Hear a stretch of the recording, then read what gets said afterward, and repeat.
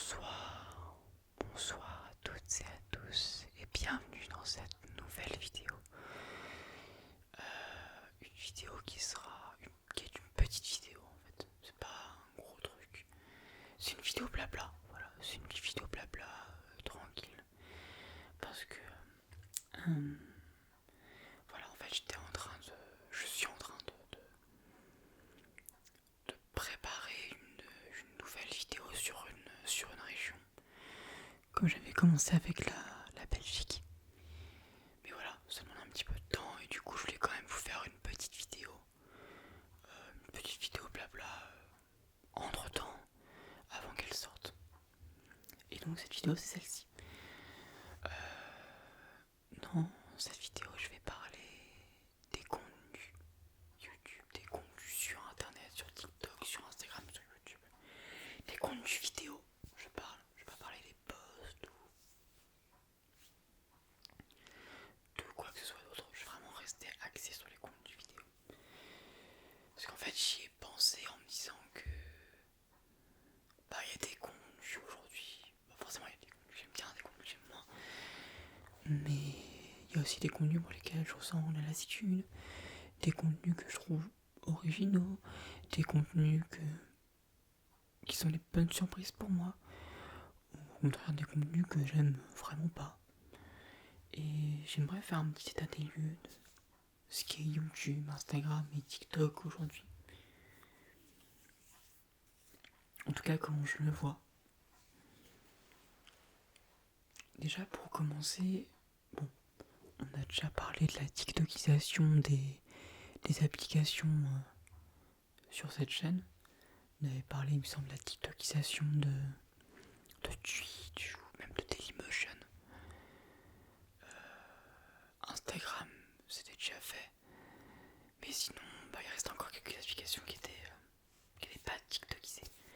Et maintenant, la seule qui est pas encore vraiment TikTokisée, c'est YouTube. Parce que ça, il y a les shorts. Mais quand tu rentres sur YouTube, t'as directement les shorts. Et ça, c'est bien. Enfin, je trouve. Parce que du coup, ça laisse un dernier rempart, entre guillemets, face à TikTok.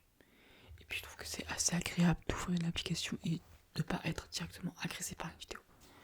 Je sais que ça fait un petit peu vieux quand je dis ça, mais en vrai c'est vrai, quand tu ouvres une application qui est directement une personne qui est en train de te parler, tu vois là.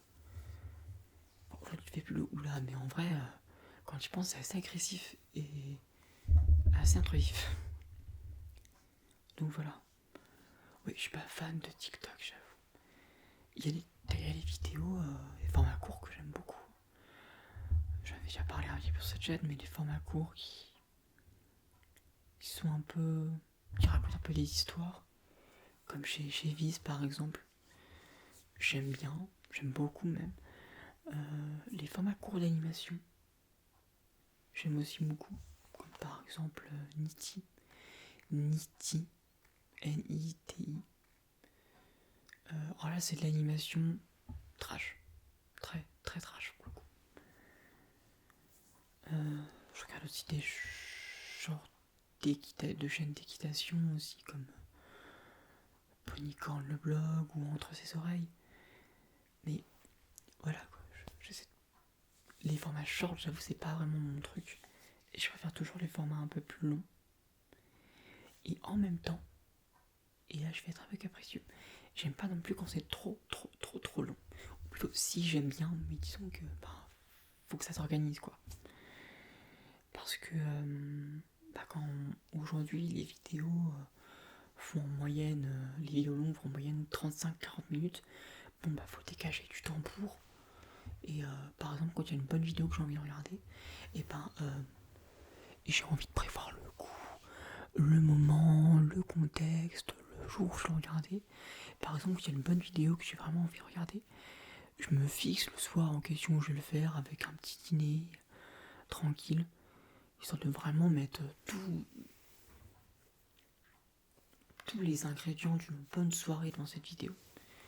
Et voilà quoi. Je sais pas s'il y a des gens qui sont un peu comme moi à ce niveau-là ou pas. N'hésitez pas à le dire en commentaire. Mais c'est vrai qu'aujourd'hui, 35-40 minutes, c'est vraiment une... C'est devenu une norme de faire des vidéos de 35-40 minutes. Surtout pour les formats, on va dire, les concepts. Ce sont des formats qui se font généralement à plusieurs, qui est donc un gros concept original, ou plus ou moins original, dépendant des fois. Ça peut être aussi repris chez les Américains, ou quoi que ce soit, ou sur d'autres chaînes, enfin bref. Ce qui est pas grave, parce qu'en soi, la télévision, c'est déjà ça quand tu regardes. Bah, la télévision, les jeux télé, c'était beaucoup de jeux qui étaient inspirés des Américains. Voilà. Il y a quelques exclusivités françaises, mais c'est pas non plus nombreux.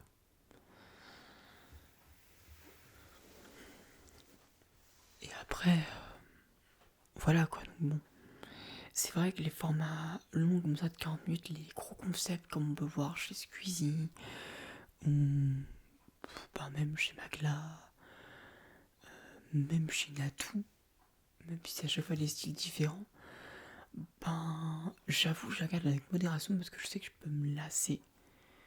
C'est souvent un petit peu la même recette, hein, une vidéo qui s'introduit avec minimum 4 personnes devant la caméra, avec le ou la propriétaire de la chaîne qui explique le concept de la vidéo, faire un partenariat sponsorisé, lancement de la vidéo qui sera généralement en 3-4 manches, plus 4 manches, et voilà quoi. Généralement c'est des jeux télé quoi. Et si je précise jeux télé, c'est que il y a encore quelques années, on était tous en train de nous dire ouais, YouTube c'est un peu l'anti-télé par excellence, on lutte contre la télé. Non, maintenant on fait la télé en fait. Et c'est pas un mal, hein. Je suis pas en train de râler. C'est juste un peu, je prends vraiment de plus en plus conscience qu'on fait de la télé. Mais de la télé avec une forme d'indépendance. C'est-à-dire que les émissions qui sont faites sont produites par des producteurs, mais gérées par des chaînes de télé. Les concepts qu'on a sur YouTube sont produits par les youtubeurs, youtubeuses. Et ce qui est l'équivalent de la chaîne télé, c'est YouTube, en fait, maintenant. Parce que YouTube doit, entre guillemets, accepter la vidéo, parce que derrière, il met des pubs.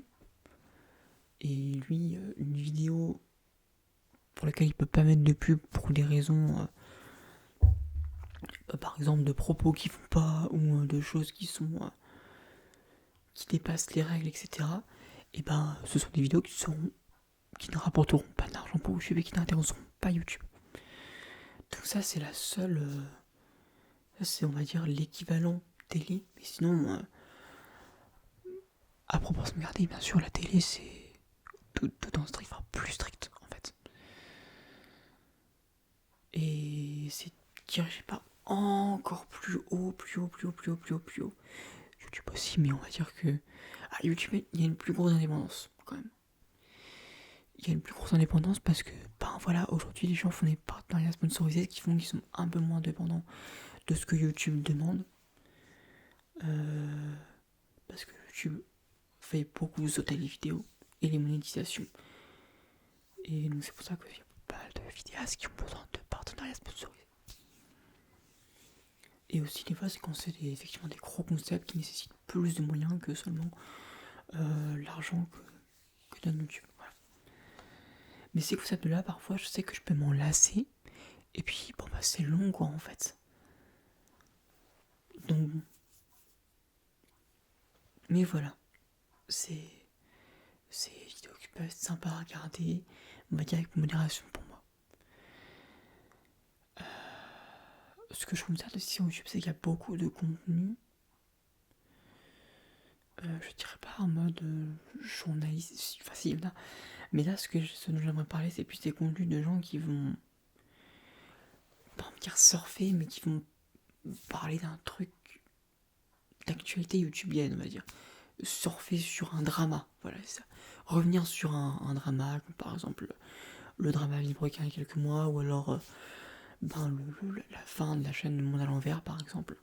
Il y a plein de chaînes comme ça qui sortent une vidéo où ils vont reparler de ce truc dont on a déjà entendu parler. Et en fait, j'avoue que ces vidéos-là me gavent un peu parce que même si je ne les regarde pas, je les vois dans mon paysage dans mon paysage YouTube, je les vois en fait sur mais pour toi, c'est ma recommandation. Et ça me cave parce que pas que c'est des gens qui sortent dessus, mais parce qu'en fait, voilà, j'ai entendu parler de trucs, j'ai pas envie d'entendre parler plus que ça. Et je vois toutes ces chaînes qui en parlent, qui l'évoquent, qui vont me refont penser à ça. Et moi, bon voilà. Du coup, ça me refait penser à ça et j'ai pas forcément envie de penser à ça. Et en fait, ça me saoule, ça me gave de voir toutes ces chaînes qui reparlent de ce même sujet. Surtout que c'est souvent des sujets qui parlent de personnes qui, sans aucun doute, envie qu'on leur foute la paix aussi. Enfin, je suis pas eux, je suis pas là pour parler pour eux, mais il y a toujours cette pensée là qui me vient en me disant que même s'ils s'exposent à internet, peut-être envie qu'on leur foute la paix et qu'on vienne pas reparler sans cesse de ce qui s'est passé, des dramas et tout. Je suis pas hyper fan des dramas non plus, j'avoue. On va dire qu'il y en a qui sont. Voilà, c'est divertissant 2 secondes, mais c'est bon. Quoi. Et à un moment donné, il faut arrêter quoi.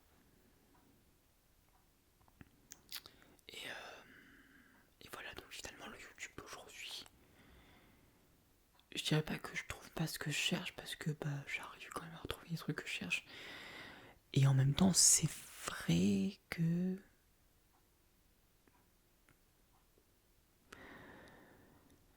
Peut-être que je me sens depuis quelque temps un peu vieillir aussi sur YouTube, dans le sens où. Parce que je cherche ou ce qui me plaît sur YouTube n'est plus forcément l'actualité.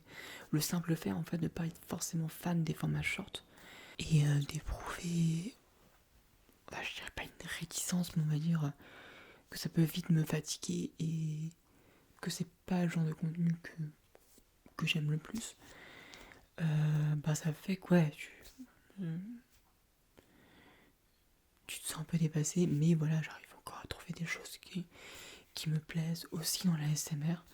Là, j'ai parlé un peu de globalité, c'est que je reviendrai un peu un jour sur les tendances en ASMR parce que c'est vrai que je regarde un petit peu ce qui se fait, c'est normal, je fais aussi des vidéos donc il est normal que je vois un petit peu ce qui se fait. Et en même temps, j'avoue que je me suis pas non plus concentré, c'est-à-dire que j'ai vu passer quelques concepts sans forcément trop m'y attarder parce que c'est pas des concepts que j'ai envie de regarder. Et souvent, les concepts que j'ai pas forcément envie de regarder, c'est des concepts que j'ai pas envie forcément de faire non plus. Donc voilà. Mais pourquoi pas faire une vidéo sur les contenus spécifiques à l'ASMR. Et voilà, la vidéo d'aujourd'hui, c'est vraiment une toute petite vidéo. Je sais pas si elle aurait été vraiment intéressante, parce qu'au final, j'aurais parlé de quelques trucs, sans vraiment trop aller en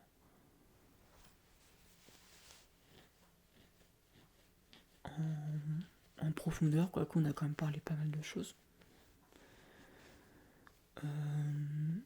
Donc j'espère que cette vidéo vous aura plu, que vous aurez passé un bon petit moment en ma compagnie. Et